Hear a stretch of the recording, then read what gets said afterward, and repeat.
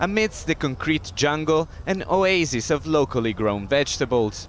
A public garden in Caracas where Venezuelans loyal to the government gather to learn how to grow their own food. Rosiris Suarez is hoping to replicate what she learns here in her struggling community.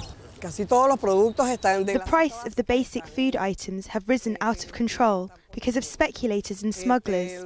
So we've heeded the call of our president to grow, to counteract the situation. It's an idea the government is taking very seriously, with widespread shortages and out-of-control inflation. So seriously that President Nicolás Maduro announced the creation of a Ministry of Urban Farming, saying he's out to set a good example. The First Lady and I have 60 laying hens and produce what we eat.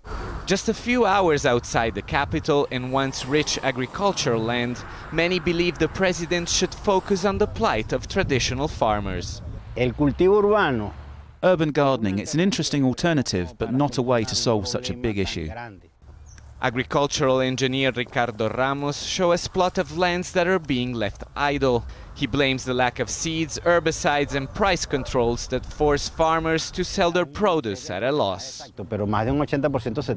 We import 80% of all food items, and the little we produce here is simply not enough to satisfy national demand.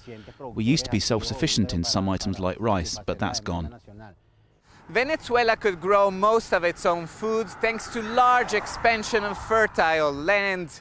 But through the years, most of its agriculture has been abandoned, and other farms like this one have been expropriated by the government, and production has collapsed.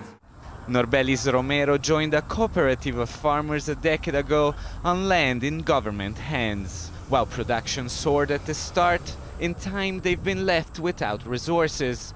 The little they grow now is usually stolen by hungry neighbors. There's nothing we can do to farm more. I'm not asking for me, but for all of us. We owe this to our President Chavez. What would he say if he'd see the level of abandonment?